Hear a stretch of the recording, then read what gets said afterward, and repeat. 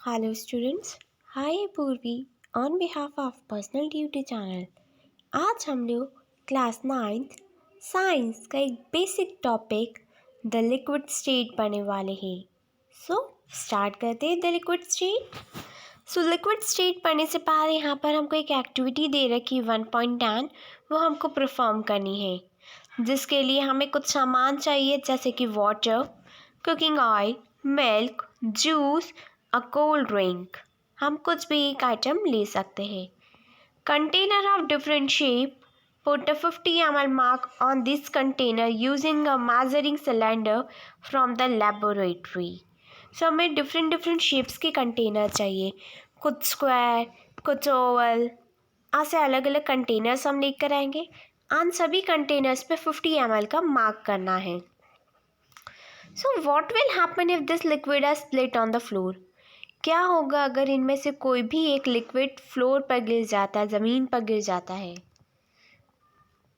Measure 50 ml of any of one liquid and transfer it into different container one by one। हमको एक liquid को 50 ml measure करना है और उसे ट्रांसफ़र करते रहना है अलग अलग कंटेनर्स में।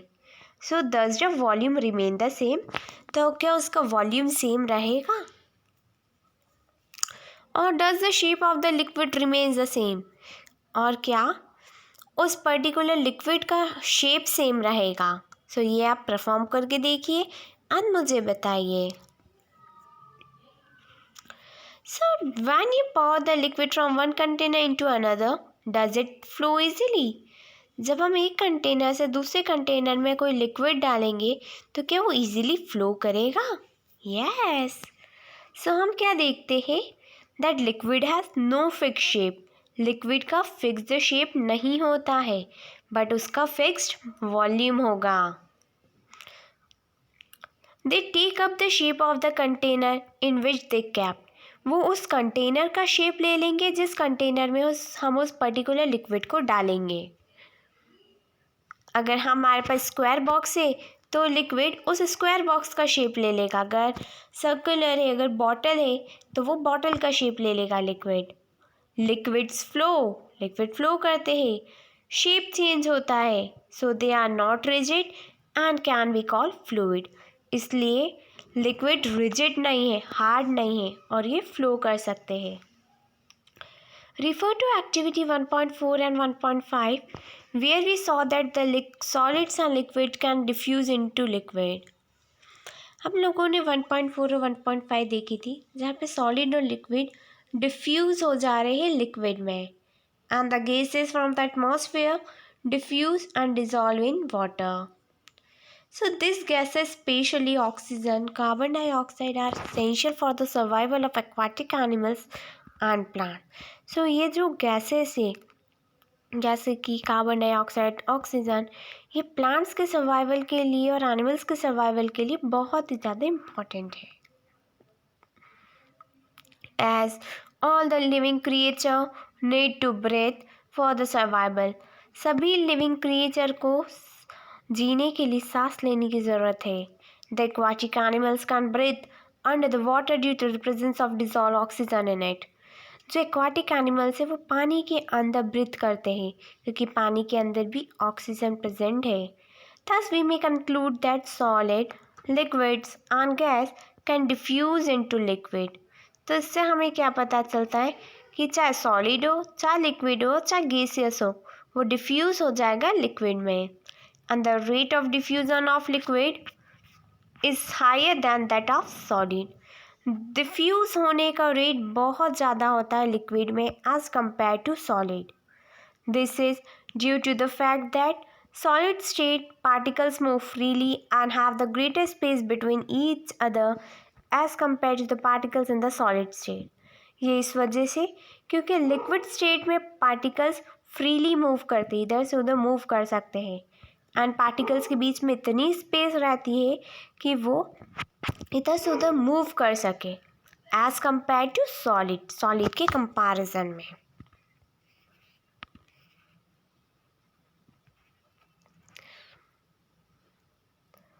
Hello students, hi Purvi on behalf of personal duty channel.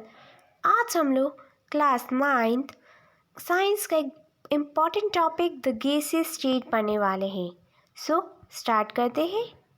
Have you ever observed a balloon seller filling a large number of balloons from a single cylinder of gas? क्या आपने कभी देखा है कि फुग्गे बेचने वाला एक ही सिलेंडर से बहुत सारे फुग्गे फुलाता है? Inquire from him how many balloons is he able to fill from one cylinder. So उनसे पूछिए कि वो एक सिलेंडर से लगभग कितने बलून्स को फुला पाते हैं। Ask him which gas does he have in the cylinder. उनसे ये भी पूछना है कि उस पर्टिकुलर सिलेंडर में कौन सी गैस प्रेजेंट है। So here is an activity to perform the gaseous state. Activities 1.11. इस एक्टिविटी के लिए हमको 3 सिरिंज लेनी है 100 ml की एंड उनके नोजल्स को क्लोज करना है बाय रबर कॉक से उसके नोजल्स को हम क्लोज कर देंगे, जैसा कि हमको फिगर 1.4 में दिखा रखा है। Now remove the piston from all the spring. Piston को हमको रिमूव करना है सभी स्प्रिंग्स में से। Leave one spring syringe untouched, fill the water in the second and fill the chalk in the third. तो एक सिरिंज में हमको कुछ नहीं करना है। सेकेंड जो सिरिंज है उसमें हमको पानी डालना है एंड थर्ड सिरिंज में हमको चॉक डालनी है। And insert a piston back into the syringe. फिर हमको पिस्टन वापस उस सिरिंज में लगानी है। You may apply some Vaseline on the piston before inserting them into the syringe. हम पिस्टन में कुछ वैसलीन लगा सकते हैं सिरिंज के अंदर डालने के लिए फॉर द स्मूथ मूवमेंट, जिससे कि वो इजीली अंदर चली जाए। Now try to compress the content by pushing the piston in each syringe.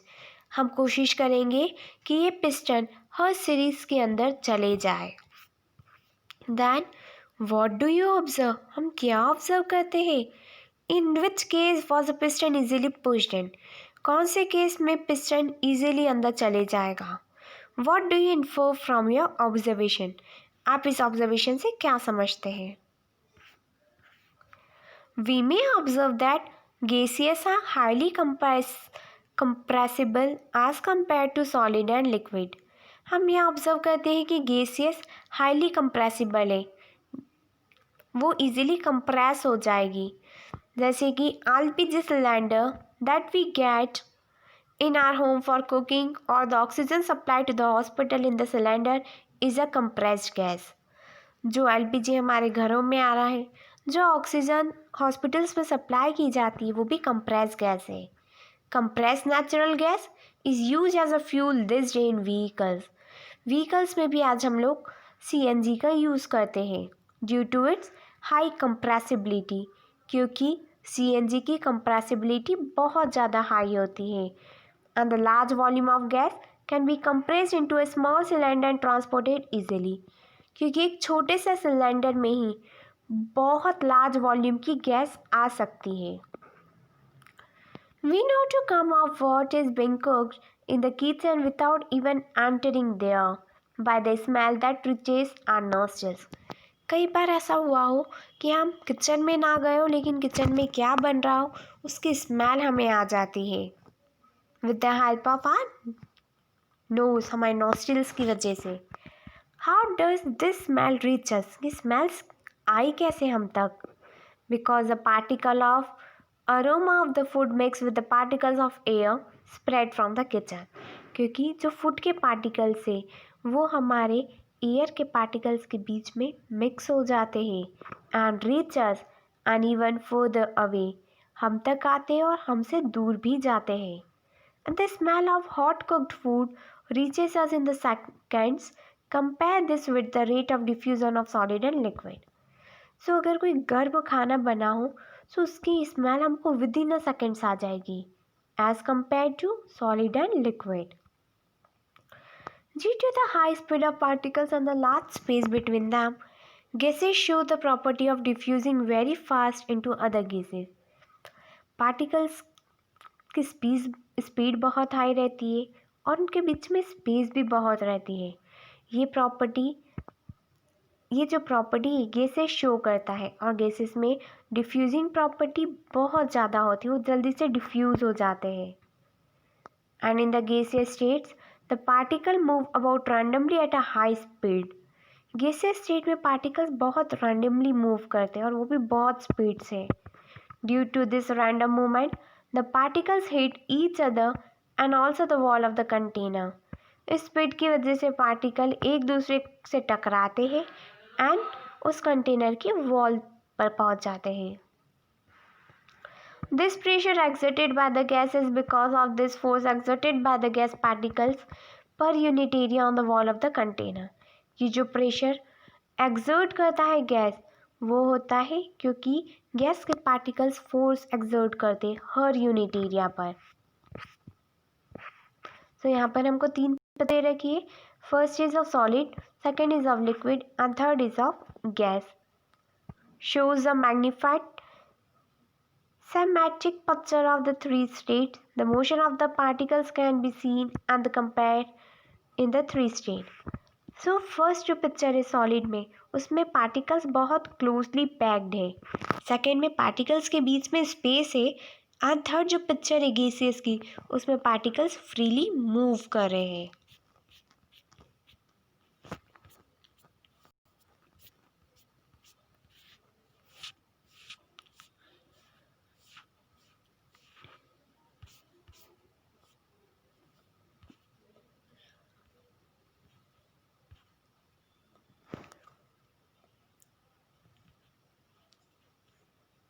Hello students, hi Purvi on behalf of personal tutee channel. आज हम लोग क्लास 9th साइंस का एक topic can matter change it states पढ़ने वाले हैं. क्या matter अपना स्टेट चेंज करते हैं या नहीं करते हैं, वो हम लोग इस वीडियो में जानेंगे. We all know from our observation that water can exist in 3 states of matter. हम लोगों को ये पता है कि वाटर 3 स्टेट्स में पाया जाता है. एक सॉलिड स्टेट में, एक लिक्विड स्टेट में और एक गैसियस स्टेट में. सो जो सॉलिड स्टेट का वाटर होता है वो है आइस. जो लिक्विड स्टेट में है, जिससे हम बहुत ही ज़्यादा फैमिलियर है, दैट इज़ वाटर. और जो गैसियस स्टेट में है वो है water vapour. So what happen inside the matter during this change of state. क्या होता होगा उस मैटर में, जब उस मैटर में ये चेंज होते हैं, जब उस मैटर का स्टेट चेंज होता है. What happen to the particles of matter during the change of state. उस मैटर के पार्टिकल्स के साथ क्या होता होगा जब वो स्टेट चेंज करते हैं अपना. How does this change of state take place. कि कैसे स्टेट मैटर का चेंज कैसे होता है. We need answer to this question, isn't it. क्या आप भी चाहते हैं इन क्वेश्चंस का आंसर पाना? यस.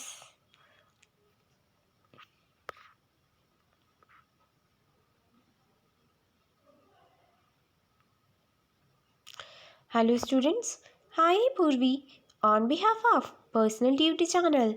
आज हम लोग क्लास 9th साइंस का एक basic topic effect of change of temperature पढ़ने वाले हैं. टेम्परेचर का क्या चेंज है, उसका क्या इफेक्ट होता है. सो उसके लिए हम एक एक्टिविटी परफॉर्म करेंगे, एक्टिविटी 1.12. सो इस एक्टिविटी के लिए हम लोग लेंगे 150 gram of ice in a beaker. एक बीकर में 150 gram of ice and suspend a laboratory thermometer so that it's bulb is in contact with the ice. और हम लेबोरेटरी थर्मोमीटर को सस्पेंड कर देंगे, लगाएंगे और चेक करेंगे कि बल्ब ग्लो हो रहा है नहीं. बल्ब को उसके कांटेक्ट में लेकर आएंगे विथ कांटेक्ट टू आइस.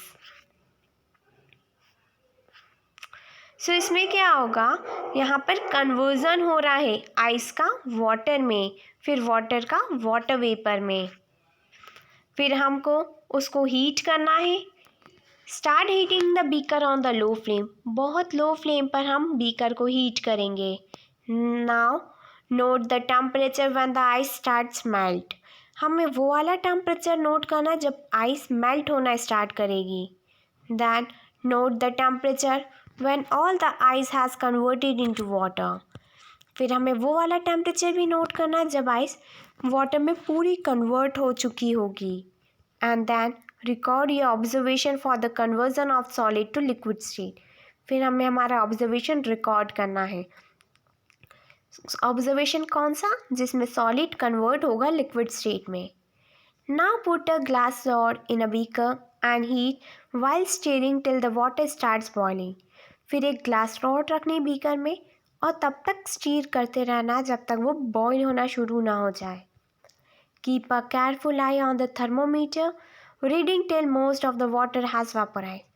और हमको कंटिन्यूसली थर्मोमीटर को देखना है जब तक वो वाटर वेपोराइज ना हो जाए, उसकी रीडिंग नोट करनी है. Now record your observation for the conversion of water in the liquid state to the gaseous state. फिर हमें हमारा ऑब्जर्वेशन रिकॉर्ड करना है कि कैसे वाटर लिक्विड स्टेट से गैसी स्टेट में कन्वर्ट हो गया. So on increasing the temperature of solid the kinetic energy of the particles increases. जैसे हमने टेम्परेचर बढ़ाया सॉलिड का तो वैसे उस पार्टिकल्स के बीच की जो काइनेटिक एनर्जी थी वो भी इंक्रीज होना शुरू हो गई. Due to increase in the kinetic energy the particles start vibrating with the greater speed. अगर काइनेटिक एनर्जी इंक्रीज होगी तो पार्टिकल्स वाइब्रेट करेंगे, वो भी बहुत ज़्यादा स्पीड के साथ.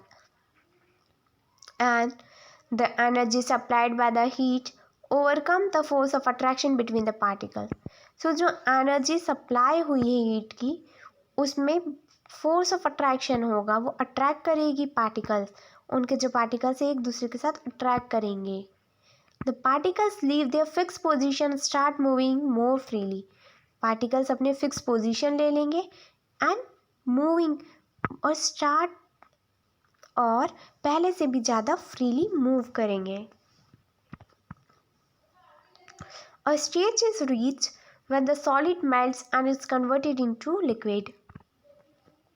फिर एक ऐसी स्टेज आ जाएगी जब सॉलिड मेल्ट हो जाएगा और वो कन्वर्ट हो जाएगा लिक्विड में. The minimum temperature at which a solid melt to become a liquid in the atmospheric pressure is called its melting point. एक ऐसा मिनिमम टेम्परेचर जब सॉलिड मेल्ट हो जाएगा लिक्विड बनने के लिए at the atmospheric pressure is called its melting point. उसको बोलते हैं हम melting point. So the melting point of a solid is an indication of the strength of force of attraction between its particles. So जो melting point है solid का वो एक indication देगी, वो हमको indicate करेगी कि particles के बीच में जो force of attraction है उसकी strength क्या है. So the melting point of ice is 273.15 Kelvin. The process of melting, that is change of solid state into liquid state, is known as fusion. सो एक ऐसी प्रोसेस जिसमें कोई भी सॉलिड मेल्ट हो रहा हो लिक्विड स्टेट में, उस प्रोसेस को हम बोलते हैं फ्यूज़न, जिसमें सॉलिड कन्वर्ट हो जाएगा लिक्विड में. So when a solid melts its temperature remain the same. जब सॉलिड मेल्ट होगा तो टेम्परेचर सेम रहेगा. So where does the heat energy go. तो वो हीट एनर्जी गई कहाँ पर? You must have observed during the experiment of melting that the temperature of the system does not change after the melting point is reached. हम लोगों ने observe किया होगा एक्सपेरिमेंट में कि उस पर्टिकुलर सिस्टम का जो टेम्परेचर वो चेंज नहीं होगा जब तक आइस मेल्ट नहीं हो जाती. This happen even through we continue to heat the beaker, that is we continue to supply the heat. इसका मतलब क्या हुआ कि हम कंटिन्यूसली बीकर को हीट कर रहे हैं और बीकर में कंटिन्यूसली हीट सप्लाई हो रही है. The heat gets up and changing the state by overcoming the force of attraction between the particles. तो जो हीट है वो पार्टिकल्स के बीच में जो फोर्स ऑफ अट्रैक्शन है उनको ब्रेक कर रही है. As this heat energy is observe by the eyes without showing any rise in the temperature, it is considered that it gets hidden into content of the beaker and is known as latent heat. So जो heat energy है वो ice absorb कर लेगी बिना temperature में increment हुए, बिना temperature high हुए। इसका मतलब क्या हुआ कि वहाँ पर लैटेंट हीट है, लैटेंट यानी छिपी हुई, हिडन हीट है। The word latent means hidden, and the amount of heat energy that is required to change 1 kg of solid into liquid at the atmospheric pressure at its melting point is known as latent heat of fusion. Heat का एक ऐसा amount जिसमें हमको 1 kg of solid की requirement होती है, जिसमें 1 kg of solid convert हो जाता है लिक्विड में at its melting point. It's known as latent heat of fusion. So the particles in water at 0 degree Celsius have more energy as compared to the particles in the ice at the same temperature. So जो water के particles होते हैं 0 degree Celsius पर, उसमें ज़्यादा energy होती है as compare to the particles of ice at the same temperature. So I hope बच्चों कि आपको ये वीडियो पसंद आए, एंड अगर आपको इस वीडियो से रिलेटेड कोई भी क्वेरी है दैन मुझे कमेंट सेक्शन में ज़रूर कमेंट करके बताइएगा। Thank you, have a nice day.